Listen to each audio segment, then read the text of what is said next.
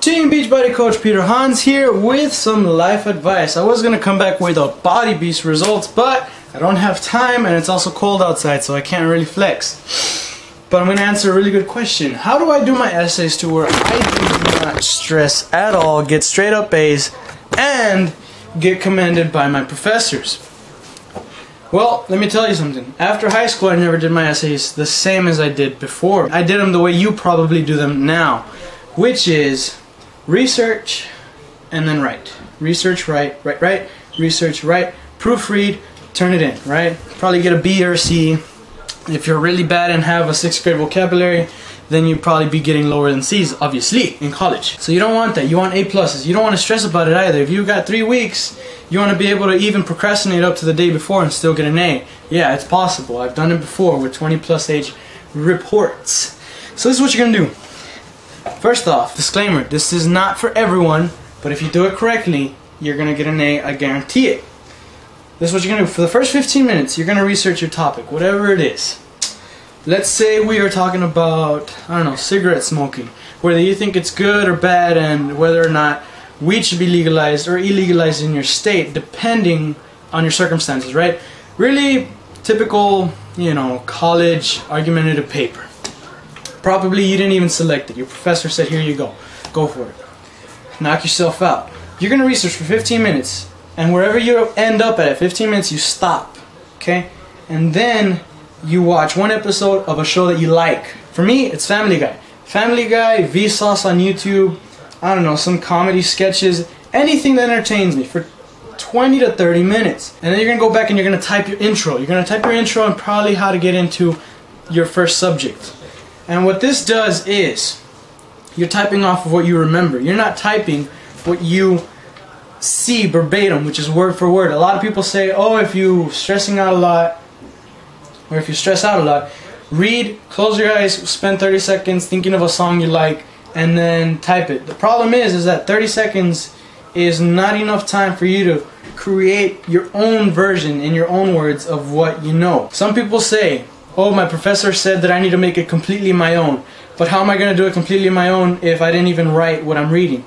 The thing is, professors have to say that. They need you to become independent, for you to be able to create ideas based on what you read. Everything that you're probably typing about or researching about has already been done.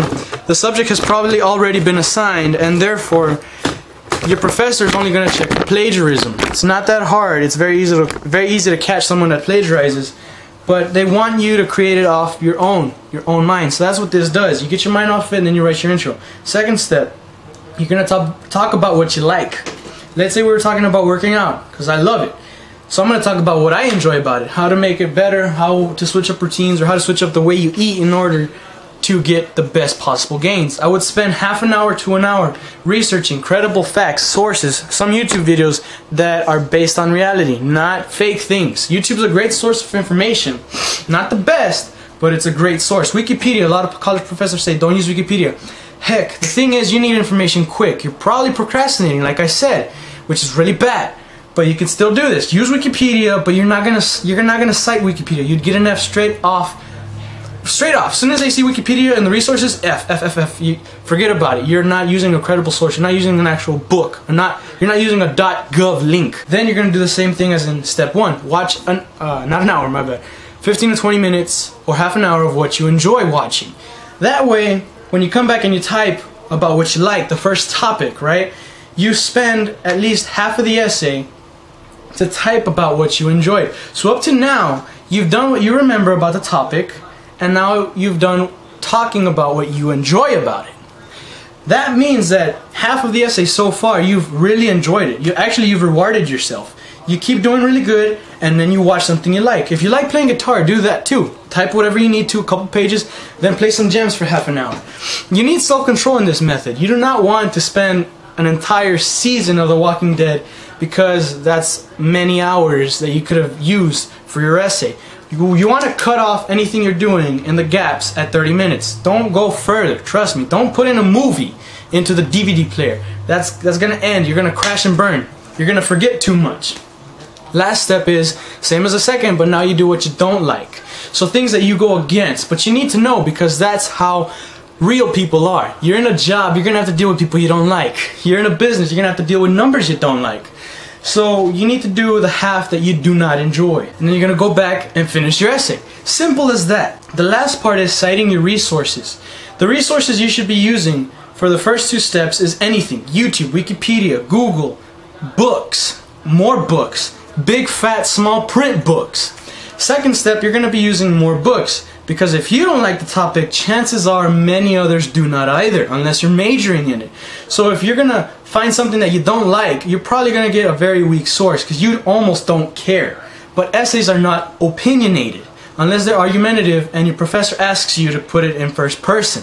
It's very different. You're going to have to get resources that are real from your library, from the internet, .gov, you know, actual websites from the author, things like that. Some authors actually chat with people that are doing essays about their books. That's their way of expanding.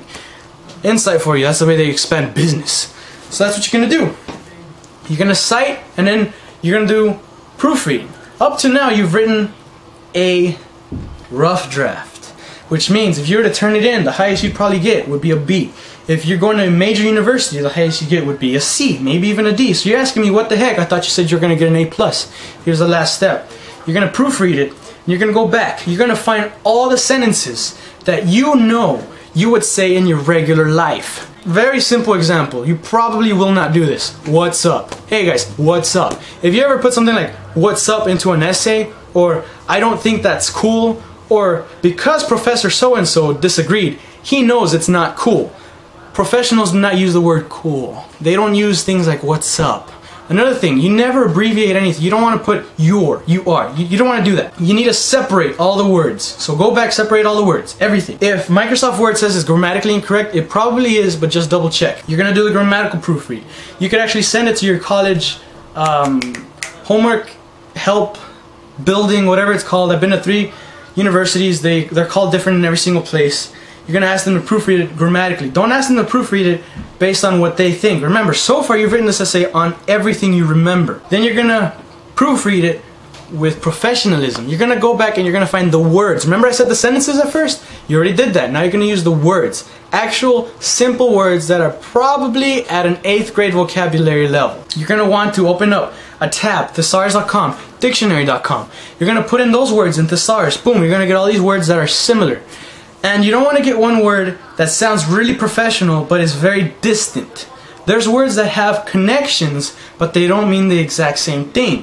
You're going to have to find a word that sounds professional that you definitely understand. You never want to put any jargon that you can't pronounce. Or if the professor is, I'm not going to say a jerk, if the professor does his job and he knows that throughout the semester you don't speak professionally and you turn in something that a doctorate would have written, he's going to ask you up front, hey, what do you mean by this sentence? And guess what? If you don't know it, you pretty much plagiarized. Even though you used a more advanced word, the thing is, you're not going to convince a professor that, oh, I'm sorry, I did myself a good thing for a letter grade in order to look more professional, I use a different word. Then the professor's going to say, well, why'd you use one you don't understand? You don't even know. You don't know the meaning of.